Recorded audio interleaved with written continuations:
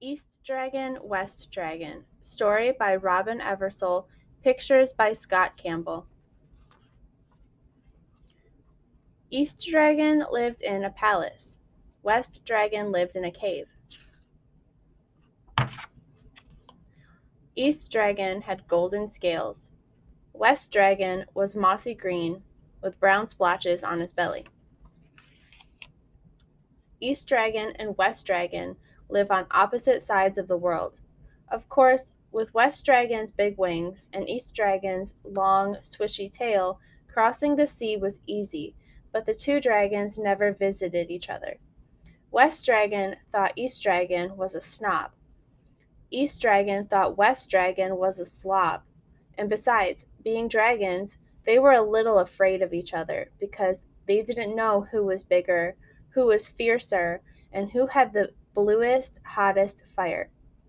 So they kept a world between them, just in case. East Dragon lived with 8 brothers and sisters, 9 dragons in all. The Emperor liked having 9 dragons in the palace for luck. East Dragon liked the Emperor, who was quiet, wise, and always took the excellent advice of dragons. West Dragon didn't know any emperors. He did know kings, though, and kings were a nuisance. Kings kept knights, and knights were a bigger nuisance.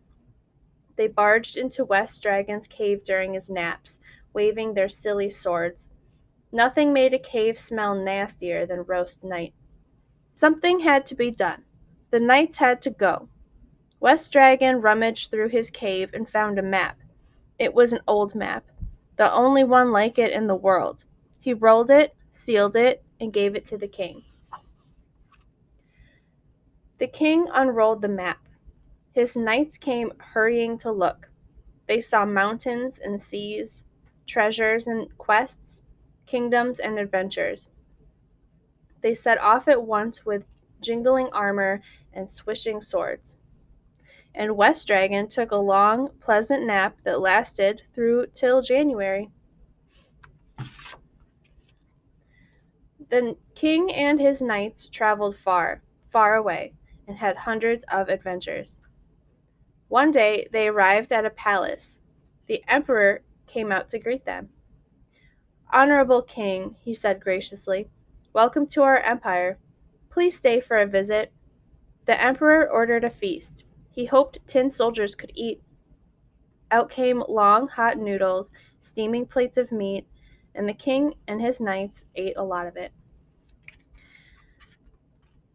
Then they sat around the table and told the emperor grand stories, full of heroes and adventures, until the sun went down, the banquet hall grew dark, and everything went wrong. The emperor clapped his hands. "Enter," he said.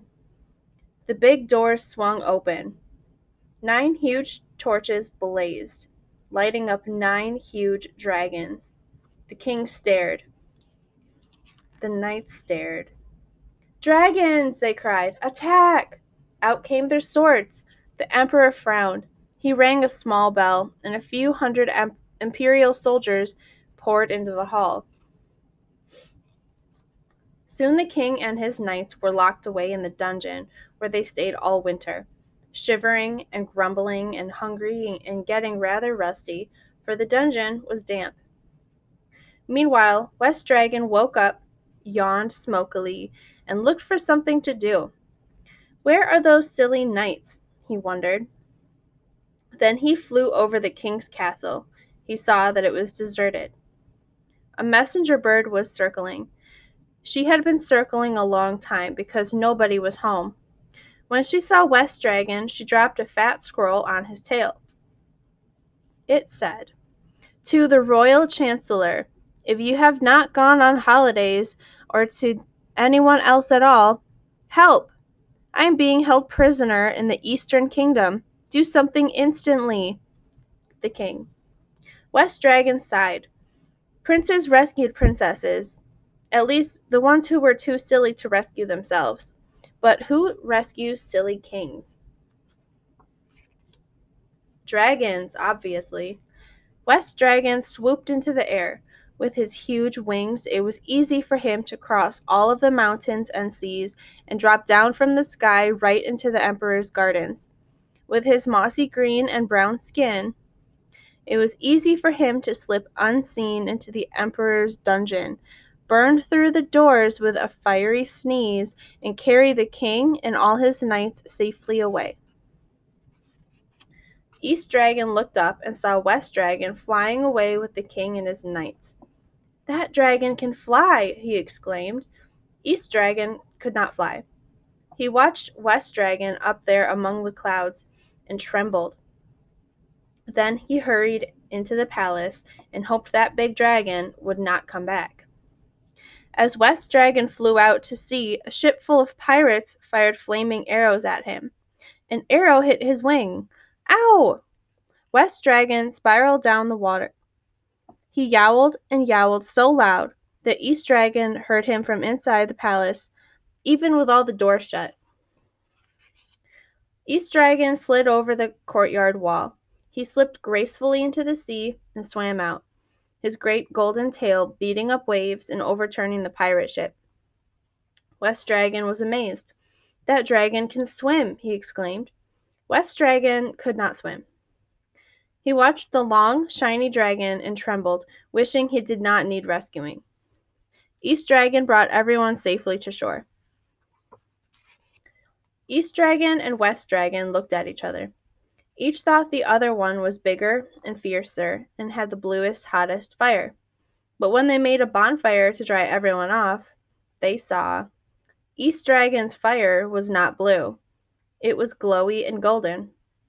West Dragon's fire wasn't blue either. It was warm and orange. The two dragons stood side by side and found West Dragon was taller, East Dragon was longer, and neither one was very fierce. So they looked at each other, smiled, and offered to take the king and his knights home in style on the backs of 10 leaping, diving, and somersaulting dragons. To the king's castle for a festive, friendly, somewhat messy, slightly rowdy, long dragon visit.